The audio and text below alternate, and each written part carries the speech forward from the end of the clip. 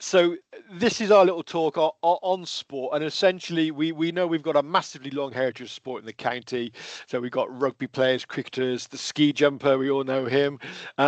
So this is going to look at what records we have for sport in the archives, but basically it's not going to be a procession of team photographs. Like, I wanted to try and stay away from that, so I've got to try and get a few action shots. And the other thing I wasn't sure about how to do was how to arrange this in terms of, do I do it A to Z, or shall I do it what I think probably the most popular sports are in descending order? So that's the way I've done that. So we'll get straight into it.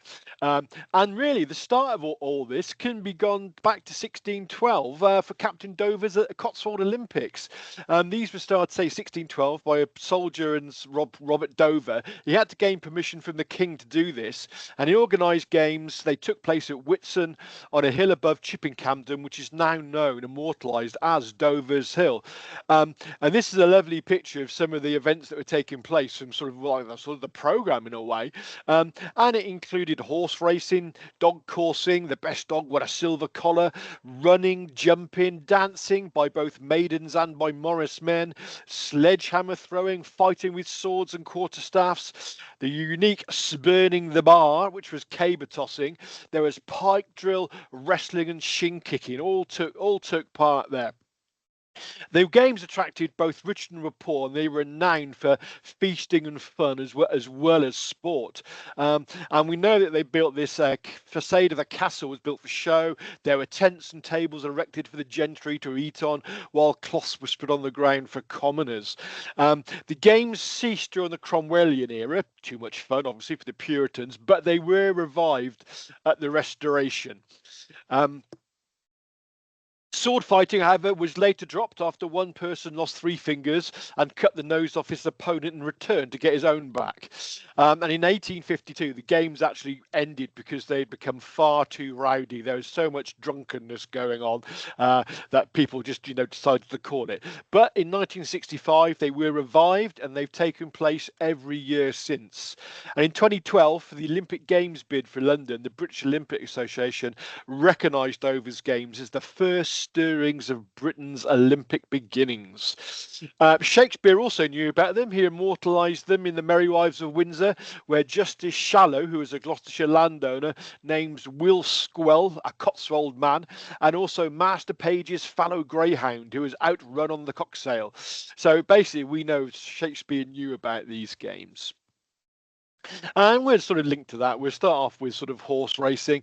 Been going on in the county since the 1600s. The first horse racing club was the Bybury Club, very exclusive club that held meetings in the village over 140 years before anybody thought of racing at Cheltenham. Around 1775, with the help of some patrons, the club laid out a racecourse on the downs east of Alsworth, as you can see on this map here. Alsworth, basically just to the left of this map. The first 3-day meeting was in March 1792. The main race was the Bybury Sweepstake, won by Courtney's horse, the Daisy Cutter. And a lot of people still know the results of these races. I was amazed looking at this. Our colleague at work is a horse racing fan, and he says, "Oh yes," he said, "this horse did that horse did this on these courses." News to me. In 1801, they built a grandstand there. And the following year, 1802, the Prince of Wales attended a 4-day summer meeting. So it was a really important ground. And racing there continued till 1848, when it did cease, having been eclipsed by Prestbury Park in Cheltenham. So racing at Cheltenham first began in 1815, not quite in Cheltenham, because the races took place at Nottingham Hill nearby. And in August 1818, races run on Cleve Hill, and a year later there is a whole programme of flat racing on Cleve Hill, which watched by the Duke of Gloucester, who donated 100 guineas to the prize fund, a not inconsiderable sum. And the Bishop's Cleeve tithe map of 1840 actually shows part of the original racecourse on the West Downs of Cleve Hill, which you can see here on the right. And have a quick look at the grandstand there. This was actually the second grandstand because the first one had been destroyed in a religious arson attack in 1829. Now, this arson attack had been organised and led by the very evangelistic Anglican rector of Cheltenham, the Reverend Francis Close, hence Dean Close School, who'd been preaching all about the evils of horse racing and gambling and everything that went with it: crime, drunkenness, public disorder, and prostitution. So he organised a bunch of people. They went up to the hill and burnt the race grandstand, thinking that'll end it. Obviously, it didn't, and as a result, the racing simply moved down to Prestbury Park for the 1831 meeting. However, there's a real hodgepodge of moving around because they then went back to Cleeville. Then 1840, it went to Andoversford, where point-to-point races are still run as an origin of this. And it wasn't until 1847 where racing finally returned to Prestbury, where it remained, and after which its popularity returned. Love it or loathe it, it continues at Prestbury Park to this day. And you know, we just recently sort of suffered. I mean, come through it, waiting for next year now. So a quick look at some famous nags. So basically, there have been lots of famous horses at Cheltenham. This is the Irish-bred, British-trained racecourse Easter Hero, won the 29 and 30 Cheltenham Gold Cup, first horse to win it twice. Ridden by Frederick Breckenrees, known as Dick, one of the greatest of the interwar jockeys. First ride to win 100 races in the National Hunt season and 5 times champion jockey. Easter Hero is lucky. It was retired in 1931 and went to Whitney's stud farm in Kentucky, where he died, probably from exhaustion, in 1948, and was buried at Whitney's Equine Cemetery. So, you know, great equine cemeteries there. If you go to Cheltenham, you can't miss the statue of Arkle, one of the most famous racehorses, 3-time Cheltenham Gold Cup winner. He was also very lucky, and he survived all the racing to be retired after a non-fatal injury. But there are several other Cheltenham racers who have statues in their honour: Golden Miller, Best Mate, Dawn Run, and also Sir A.P. McCoy has got a statue there. Looking at a famous rider, so this is probably the most famous rider of almost all time, Fred Archer, flat race jockey.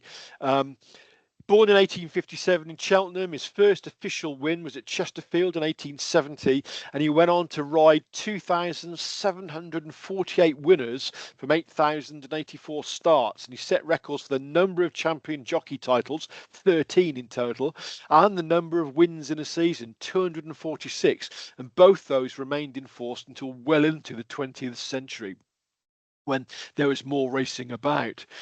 Excuse me. However, his personal life a lot more tragic, and he always struggled with his weight. And the death of his wife Rose during childbirth topped it all, and he committed suicide at the tender age of just 29. However, he actually kept some records, and we've got some at the archives, and this is an entry from one of his ledger books that lists his expenses involved from racing. This one dates from 1885 to 1886, although there's these 2 earlier entries here. This shows money claimed for riding horses belonging to Lord Calthrop. He's the 6th Baron Calthrop of Perry Hall and Perry Bar. He was a keen race goer, a racehorse owner, and this actually shows it covers meetings at Ascot, Liverpool, Goodwood, and also 3 trials. The expenses come to £36 10 shillings, about 2,450 in today's money. And to be honest, this is one of the lowest figures in this ledger. There's an entry in 1885 that comes under just under £500, which is about £30,000 today, while the Duke of Westminster's account for 1886 comes for £1,000, about 82,000. So even back then, horse racing was big money. But we'll move on from horse racing. Rugby's got a heartland in Gloucestershire. Where would we be without our beloved Cherry Whites and Fortress Kingsholm and players like Teague there on the right-hand side? But we've got many other teams: Cinderford, Stroud, Lydney, Hartbury, Matson, Tewkesbury, Painswick. In fact, there are over 80 teams in the Gloucestershire Rugby Football Union, so it's lost none of its popularity since it started. But we'll look at Gloucester Rugby. They are the main club, really. Club was formed in 1873 after a meeting at the Spread Eagle Hotel, and the Gloucester Journal reported that a football club has been formed in the city. The season's operations begin at the Spa on the first Tuesday of the month, and the picture on the bottom left shows the Spa cricket ground, which is where the first rugby games were played. 1891, the club left the Spa after grounds were acquired from the Castle Grim estate in Kingsholm. there's a lot of subtlety. How did they get this? A lot of maybe some underhand stuff, but they paid £4,000, and ever since our home fixtures have been played there. Um, the club went professional in 1997. Luckily, it got a great sponsor at the time, and they've been in the top tier of English domestic rugby ever since. Just please don't ask about recent results. Oh, no, but they're still going, hopefully. However, we know them as cherry and whites, or should we know them as the violets and black? So the first kit in 1878 was violet and black hoops. However, by 1902, the classic cherry and white hoops had appeared and remained ever since, although there's been a few hiccups and the kit designers have been trying to remove these strips for ages. Luckily, the fans won't stand for it, so there is still a reminiscent of cherry and white hoops on there. One of the greatest things about the club is the Teak cartoons. So between 1922 and 1929, cartoons by a chap called Teak were a regular feature of the Citizen Sports edition. And also, we probably remember the Pinkin of the Citizen Sports. Teak had a great understanding of the game, was well acquainted with all the players and personalities, and he was also a great artist. But no one actually knows who he was. There's recently been some work, and we think we probably do know who he was, but it's not definite. But this is an example of some of the cartoons he would do. We've got Gloucester v Netherley there, and then Gloucester v Lydney, and these are great. We played lots of games against Netherley. They were known as the Saucepanites, and this one revolves around the fact that Mary Ann wouldn't let them have the saucepan, so they were beaten basically. So that's great. The picture on the left is again another good game against Lydney, another famous team in Gloucestershire. One of the interesting things in this one is you see the player on the top right, Brown. He actually died after a game, quite soon after a game as well, because in the game he actually ruptured a kidney, and so he actually passed away, sadly. But these are great cartoons, and I'll show you where you can see them in a moment. So anything Gloucester rugby related, go and visit gloucesterrugbyheritage.org.uk. There's nothing about Gloucester's rugby history that isn't on this website. I thoroughly recommend it. It was put together through a lot of work in the archives by a great Gloucester Rugby Heritage volunteer team who put thousands and thousands of man hours into it. So if you're interested in rugby, please do have a look at that. Space precludes going into much detail, but these are other clubs. Cinderford, we have Old Kryptons, Matson, Tewkesbury, Chosen Hill. I have to say Chosen Hill, it's my old school. Gordon League, Stroud, Yate, and I can't remember that bottom one is. My last game was played for Cinderford against Matson RFC, and in the first 10 minutes, I was propped against a prop called Curly Evans, ex-Gloucester player, and he broke 2 of my ribs. I had to continue the whole game with 2 broken ribs. That's the sort of courage we love in rugby. Moving on to cricket, first record of cricket in Gloucestershire is a game that took place in Gloucester in September 1729. Not got much information on it. I couldn't find anything in time to use here. And really, from then, little is known until the formation of a club that was called the Cheltenham and County of Gloucester Cricket Club in 1863. But within 7 years, it was replaced or renamed by the Gloucestershire County Cricket Club, which we all know and love today. The county side, though, for some really annoying reason, plays its home ground in Bristol. It used to tour around the county, playing venues in Cheltenham, Morton, Marsh, Gloucester and Stroud. But today, only Cheltenham remains, which is a great shame because some of the other games, like Morton Marsh ground, was a beautiful ground. There were great games there. But luckily, we've still got Cheltenham, although for how much longer, we're not sure. So obviously the county's most famous player was W.G. Grace, widely held to have been one of the sport's all-time greats, if not the greatest player. His first-class career spanned a record equaling 44 seasons from 1865 to 1908. He, as well as representing England and Gloucestershire, he represented a team called the Gentlemen, the Marylebone Cricket Club, the MCC, and the United South of England 11. He was a right-handed batsman and bowler, but highly competitive. He would often say, that ball, I was not out with that ball, and throw it back to the bowler. But he was ingenious as well because he qualified as a later medical practitioner in later life. He also played golf, bowls, and curling of all things. So what a chap.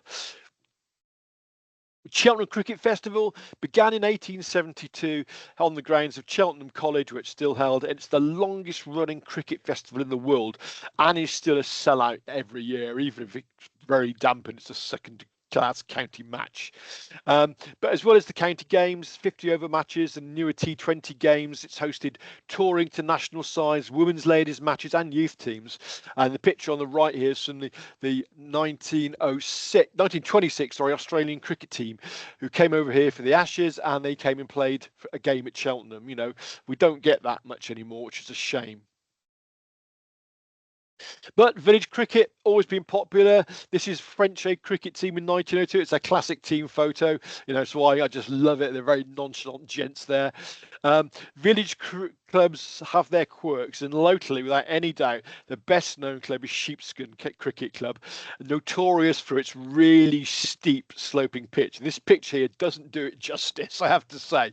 It was local poet Frank Mansell's club, and he went down in club history as he once took all 10 wickets in a match against Village Barnsley, who scored just 8 runs. So what an innings that must have been.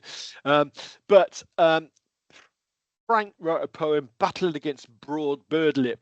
I tried to find lines to this online. I couldn't, sadly, but I've read it a couple of times, and it really evokes the joy, camaraderie, and the intense but cheerful rivalry that exists in village cricket, which is today still excellent entertainment on a summer Saturday afternoon.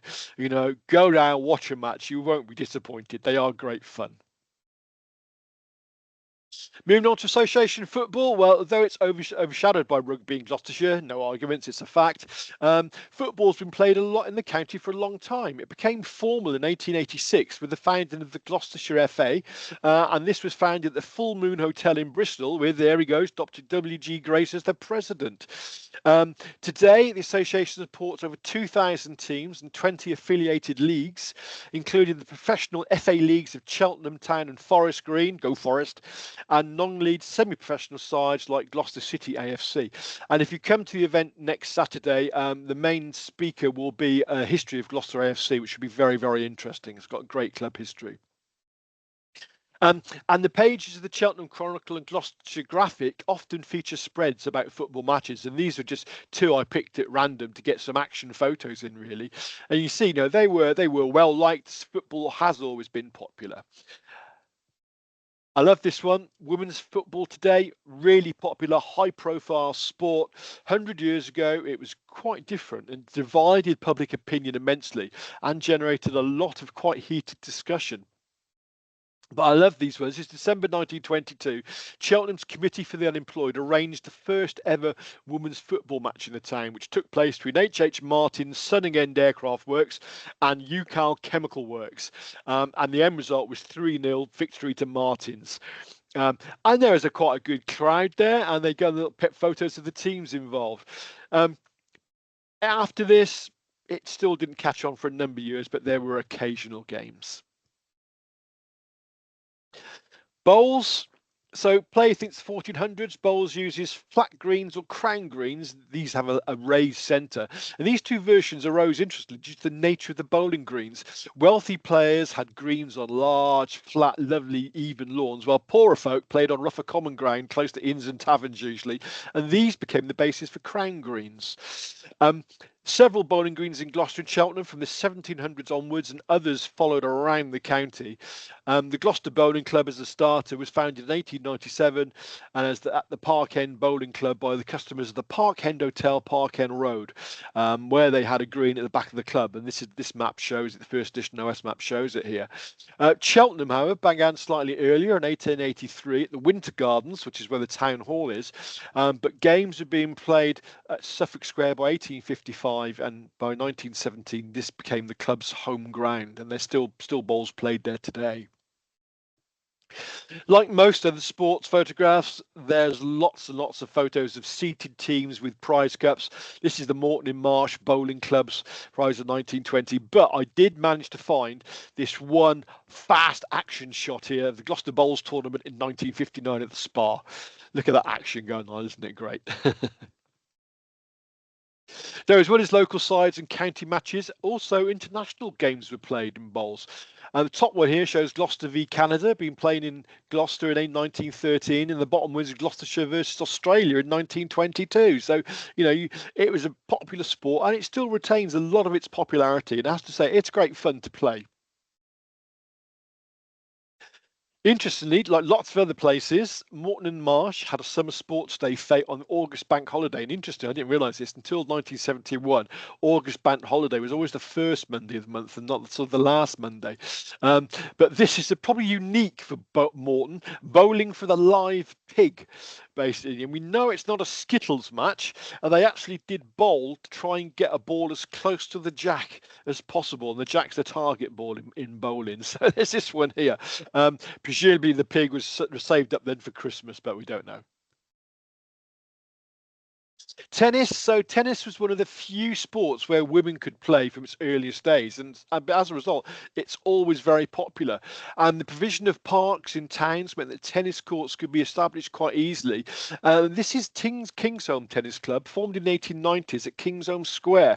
Now, I don't think that square is nowhere near that big today, so I think it lost it when they built up the housing around it. But it's again a great picture, and you can see there's at least 3, maybe 4 matches going on there. And this club also had a club room there, and you can see them here having teas after our match, presumably, which is a great one.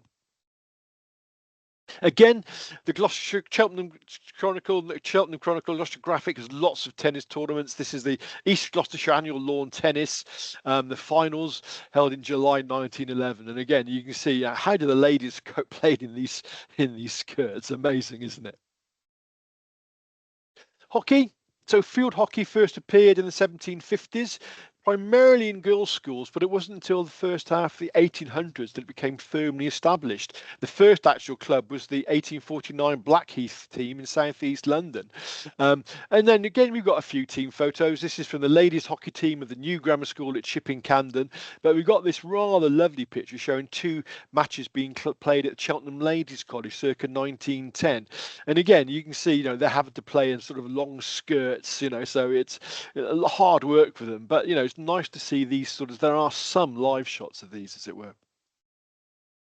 Men also played it, although the one time we played it at school, it was abandoned after the second ambulance was called about 15 minutes in. I don't think Ian Smith's ever got his teeth back after that. They fell out completely. But these 2 photographs show a hockey game being played at an unknown location, probably Chipping Camden way. And the bottom one is Field and the Platts men's hockey 11 in 1948. So Fielding maintained a hockey team all the time. They played at Fielding's Hempstead Ground, which is now Meadow Park, the home of Gloucester City AFC. Golf. Well, we know modern golf originated in 15th century Scotland.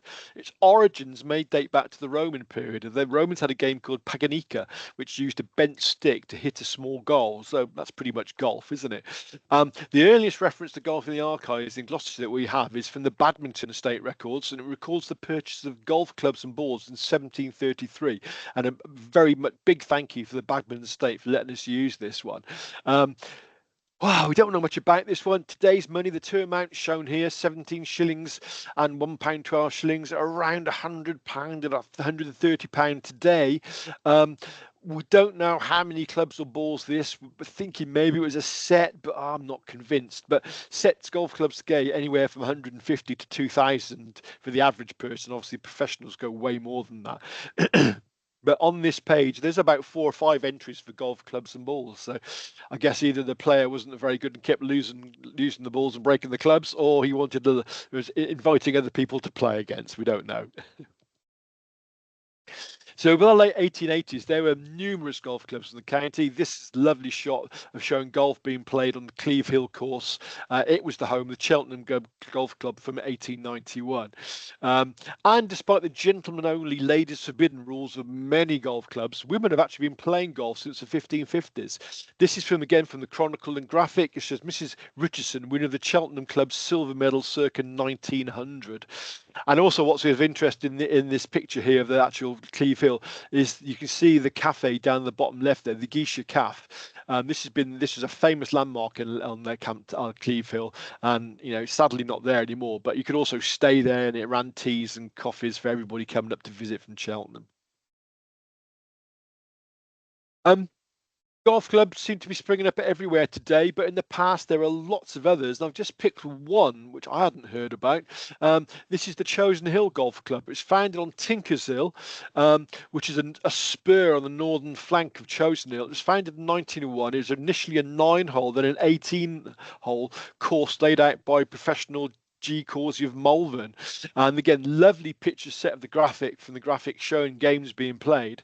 In 1905, the name changed to the Churchdown Golf Club, but like many golf clubs, it was disbanded when part of the course was ploughed up for the war effort in World War One. So it didn't last that long, and of course, it's not there today. Although Brickhampton has taken up the flag for it, I think. As there's always golf, there's endless competitions, tea and medals all the time, isn't it? And again, the pages of the graphic show lots of these ones, and they still abound today. Cycling, so perennial popular for daily use. Bicycle racing was also popular again almost as soon as they existed. These are members of the Gloucester Cycling Club on their penny farthings in the park, Gloucester, in 1880. And they used to race these things. Can you imagine that? I mean, these things were fast. That's why they had a little bit of comfort because they had solid rubber, but were dangerous for everybody around. And I'd quite like to see a race of these things. It must be amazing. But there are other cyclists. This is Arthur Davis, who was a champion cyclist and the village blacksmith of Bisley. Thankfully, there isn't a piece of lycra in sight.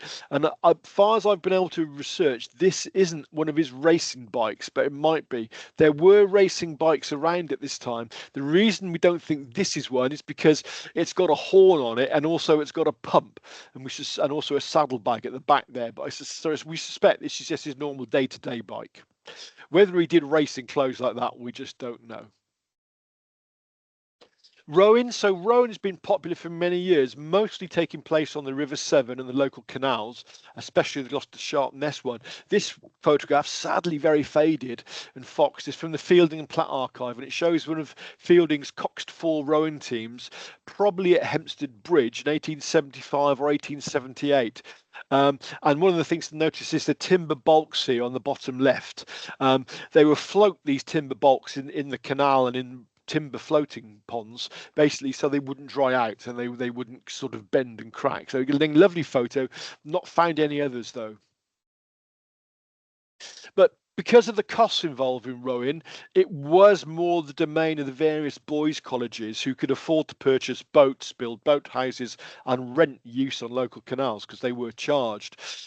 This is a lovely picture of the Cox Four belonging to the Boating Club of Cheltenham Boys College, and this is their scene here after winning a mile race against the military on the River Severn in 1908. The winning time was 6 minutes 8 seconds. Now, I did want to look at what the typical times for a mile are today, and I forgot all about it. So that's something you can do later if you're interested. Their boat club, founded in 1841, the boathouse itself was located on the Severn's east bank at Lower Load, so not really near Cheltenham at all. Another boating club, Wycliffe College. This used the Stridewater Canal at Bridgend near Stonehouse. And a large boathouse was built on the bank above Upper Mills Bridge. It had an arm off the canal running into it so boats could remain afloat. And this is a lovely picture courtesy of Stridewater History, which again is a fantastic website. If you've not seen it, please do visit it. It has a great lot of history and photographs of the Stridewater Canal. This school paid Stridewater Company for the right to have boats in the canal, and they had a mixture of single sculls, you can see bottom left here, tub boats, not sure what they were, I'm thinking they might be sort of big rowing boats like the one on the bottom right here, and also canoes and things. So again, very popular club. Sadly, that's not going anymore. Croquet. So croquet was introduced from France at the Restoration, became highly popular as a social pastime for both sexes in the mid-Victorian period. One reason for this in the Victorian period was that Edwin Budden, of course, invented his lawnmower about the same time, making flat pitches easier to create. In 1868, the first official croquet all-comers tournament was held at Morton in Marsh. This is the same year that the All Indian Croquet Club was formed in Wimbledon. So in Gloucestershire, we've got a long history of croquet, even though you might not know about it. This lovely picture, this shows Ellen Agnes Bennett playing croquet at Kemerton Court in 1861. This is the croquet lawn at Kemerton Court. Looking at the undulations, it's probably pretty safe to say this was quite a challenging course, but games played on sort of courts like this will be quite fun, I have to say, because you'd have to really think about where your ball was going to go. And having played croquet quite a bit in the past, it's a great fun game. If you haven't played it, have a go at it. It is. You'll really enjoy it. Athletics. So most of us will recall the sheer hell that was athletics at school, the pain of being forced to run anything over 100 metres, the ignominy of sports day coming in last, and not forgetting the long jump and high jump sandpits filled with interesting deposits from local cats. This is the page of the Cheltenham Chronicle again. The graphic for June 1926 shows sports day at King's School in Gloucester. These were probably compulsory to attend. I know if we tried to get out of ours at school, we were often dragged back in. For some reason, people love this sort of torture, and for some strange psychotic reason, they undertake it willingly. So athletics actually does remain very popular today. There are many athletic clubs around the country for budding Olympians, super keen amateurs, and weekend track warriors. And one of the most famous known is the Cheltenham County Harriers. So founded in 1880, originally consisted of men taking part in paper chases. This is how cross-country running took place. Think of the Railway Children. That's a good example. And most races started and finished at pubs in the town centre. What a good idea. Prestbury and also at Lakehampton they began from. Over the years, various training venues have been used. Lakehampton Inn was a regular base from the 1920s until the 1950s. The club actually started a ladies section in 1928, and women not only participated in athletics, but they also had a hockey side and did gymnastics as well. So, again, a very busy, active club. And the Harriers are still going. They're currently based at Prince of Wales Stadium, which has been their permanent home since 1981. Sports days. So sports days tend to survive just at school for teachers' enjoyment and punishment for pupils. But in the past, to foster a firm sense of camaraderie, many local firms laid on sports days to entertain its workers. This is ones from the Fielding and Platt archive there. And as well as the serious events, such as the running and the tug of war, desperately serious, many organised the fun events. So you had the egg and spoon race, the three-legged races, and the sack racing. And these are fun. Nobody minds doing these, and they still do crop up at school sports days today. Swimming. So swimming began to become popular as early as the 1700s, and the National Swimming Society was formed in 1739, while the first indoor pool, known as the Bagnio, was in Goodman's Fields in London. It opened in May 1742. Had a heated pool there for gentlemen, only obviously, for swimming and for cleaning. God knows what the bottom of it looked like. But swimming at this time was deemed a life-saving skill rather than recreation. And of course, with no public baths at this early day, it took place in the sea, rivers or lakes. But again, it was mostly undertaken by the upper classes who had more free time. And we also think today of kids going into pools and lakes. Sadly, recently we've had lots of deaths because of this, but lots of people would steer clear of water because very few people could swim at this time. And again, going back to the life-saving theme, this is the Canberra Institute life-saving class in Cheltenham, which, so there's a lot of lifeguards kicking around at this time. And you do wonder, where did they actually lifeguard?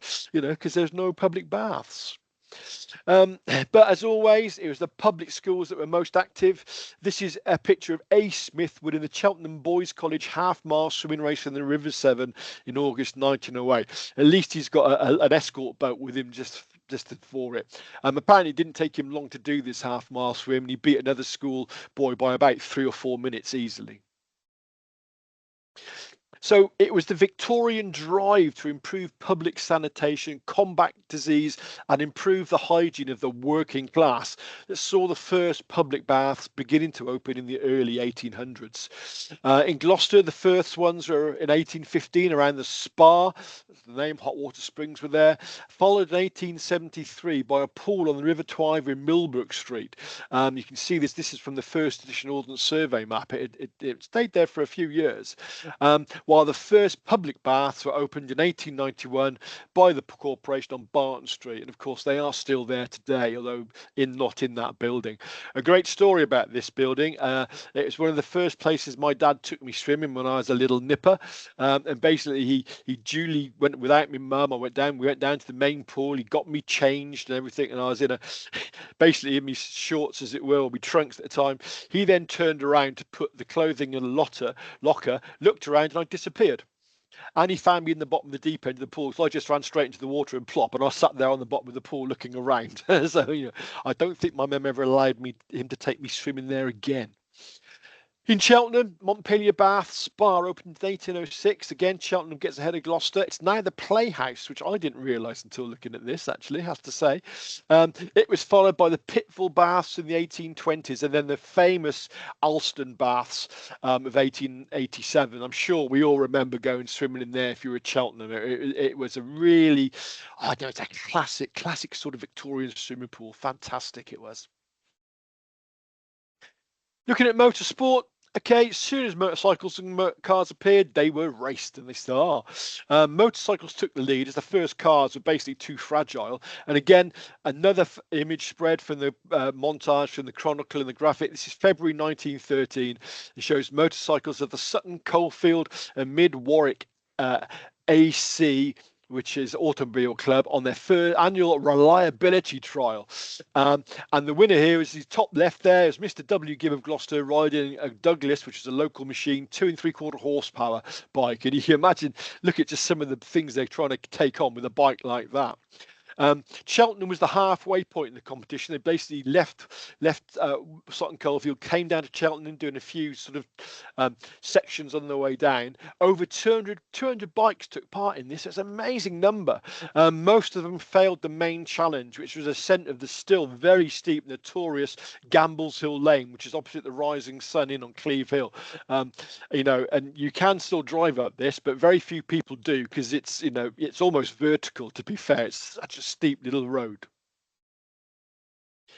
So hilly nature around Stride meant that it was and still is very popular for motorsport hill trials. Again from the graphic, this is the Stroud Open motorcycling team trial in November 1926.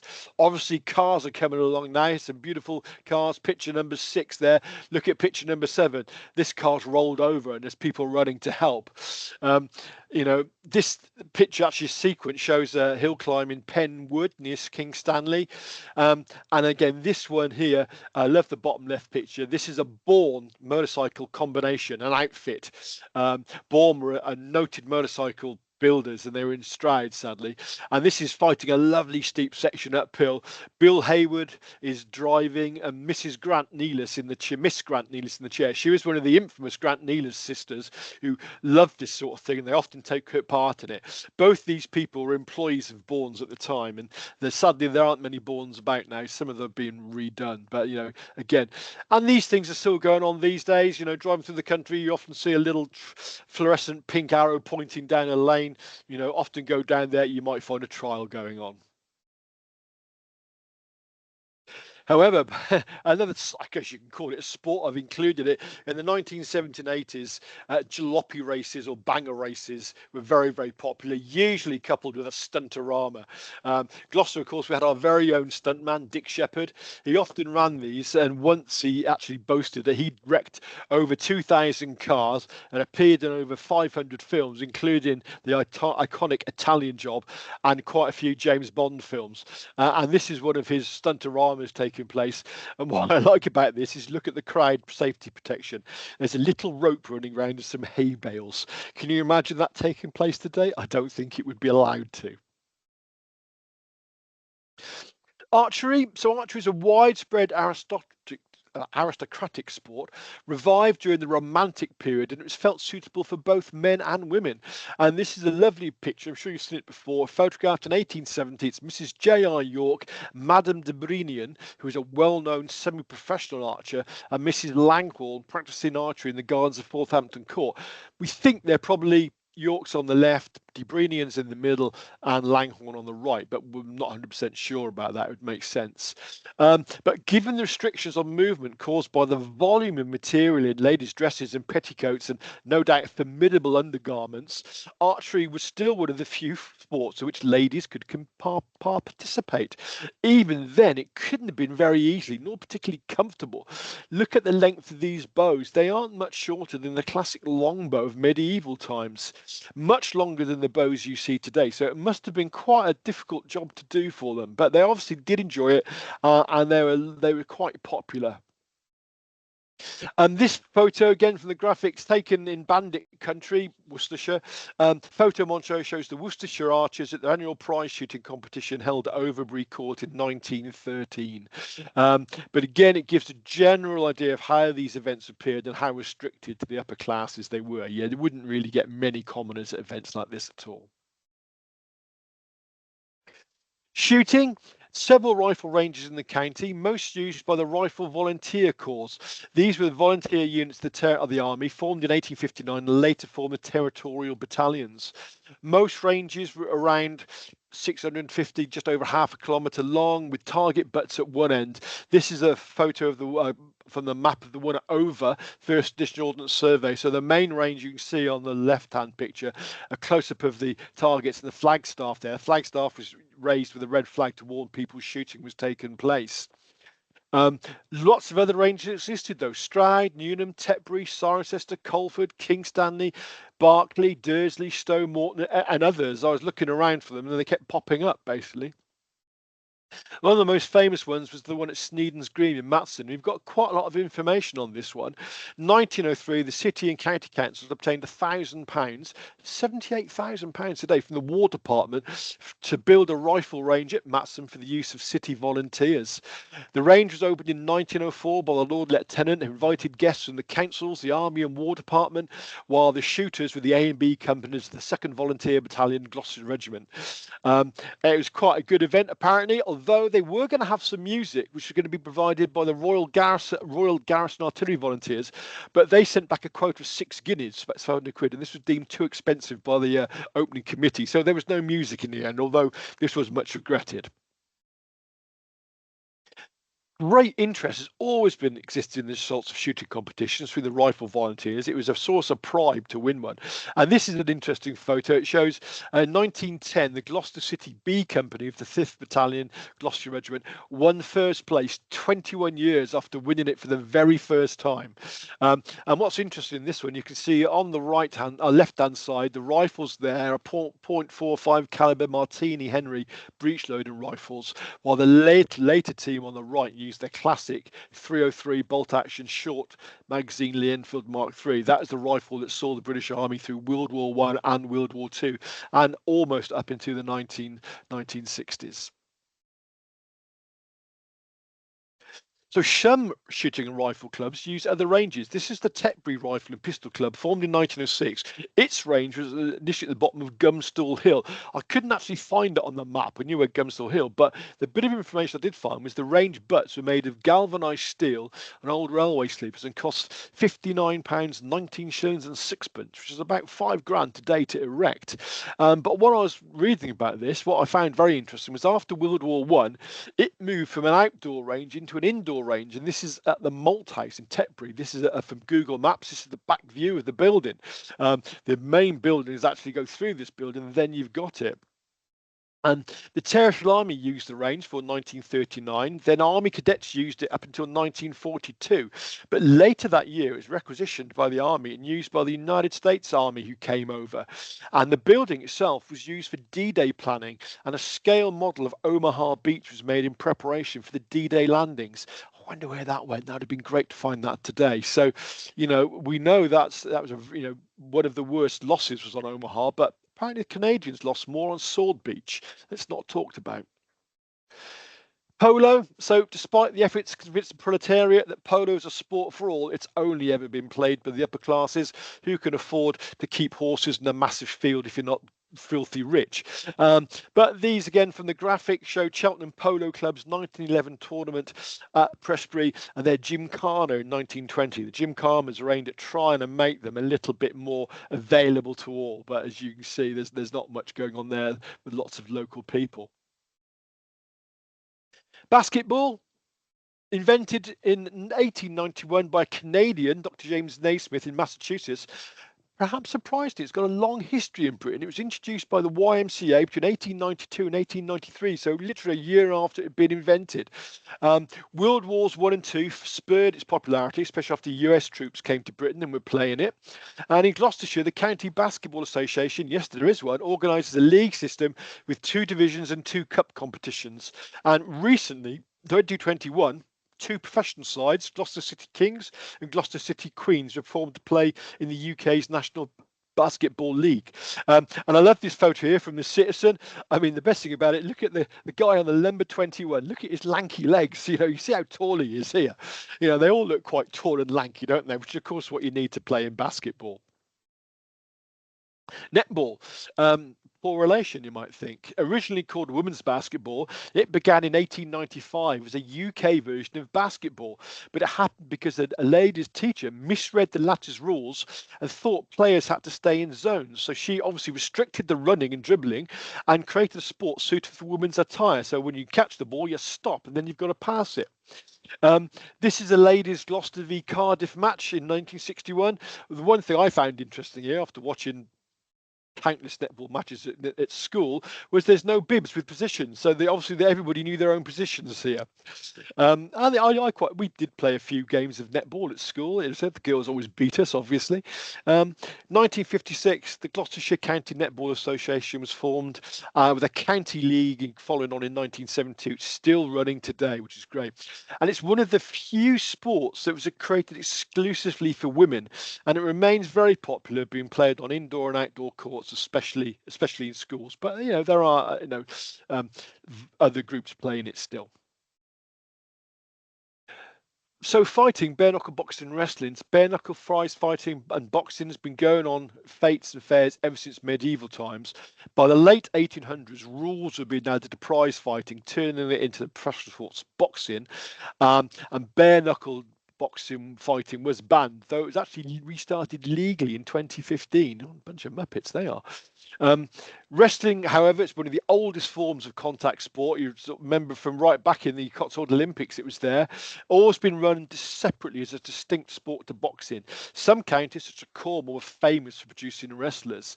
But wrestling was quite common around here, often held in town halls. They were once very, very popular. This is an advert for a wrestling match at the Sub Rooms in Stroud. Similar events were held in Cheltenham, Gloucester and Tewkesbury. And I remember going to see the wrestling in Cheltenham at the town hall. Great days. And before we go to the next one, I love looking at some of the names here, especially Stoker Brooks from the Royal Navy, and then terrific main supporting contest, the Zulu, strange weird man from the South African Veldt versus Mad Mike Mahoney, the wildest man ever to leave era. Some of these were great. And of course, much of wrestling's modern success has owed itself to ITV's World of Sport, always featured a wrestling before the football results. And I don't know if you, but I've been many happy hours with my granddad watching the wrestling before the classified football results. They were great. And who don't remember players like Giant Haystacks, Big Daddy, Mick McManus, all these guys? They were so much fun. I sort of fell out of wrestling once after seeing it in Cheltenham once. I was late turning up with a friend, and we got there, and this coach pulled up, and it had all the wrestlers on it, and they were just part of a group that went round the various venues. And I thought, it's not quite as I imagined it to be. And also, we happened to be on the top balcony once, and we saw behind the curtain was a man working the controls for the ring. He could make it louder, quietly, change its tone and everything. And we suddenly thought, it's not quite the sport we thought it was, but it's still good fun. Although the modern American stuff is dreadful.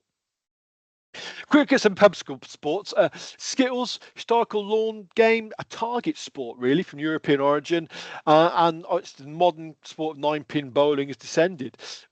Played happily by the 1600s. Known as This is a lovely picture by Dutch artist Jan Steen. Skittle players outside, quite a close load of skittles there, and it should get them all down with a bit of luck.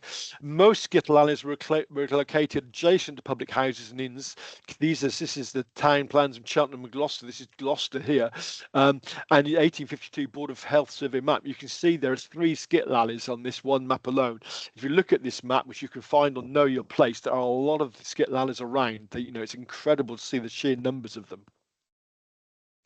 So Skittles remains a popular indoor pub game. Many local pubs still have their own teams and compete in local leagues. It's starting to die a little bit.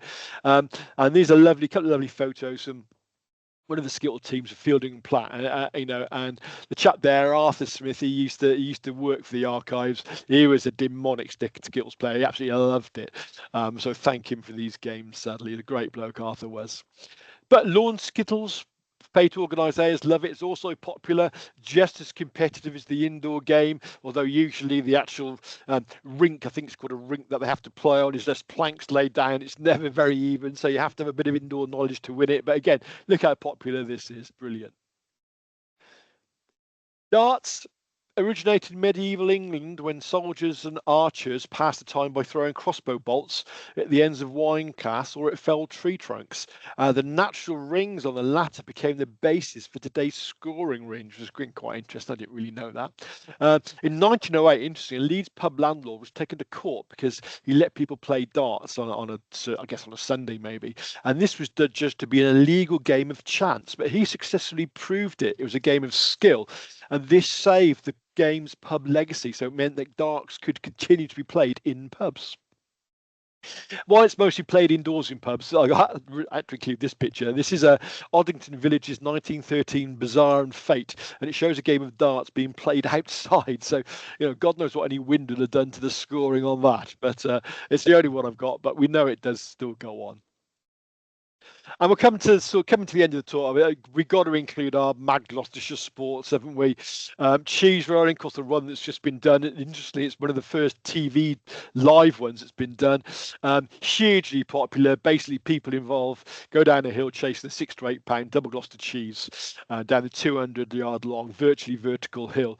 The first written evidence is a note sent to the Gloucester Town Crier only in 1826, but it's thought to be at least 600 years old, but we'll never know for sure.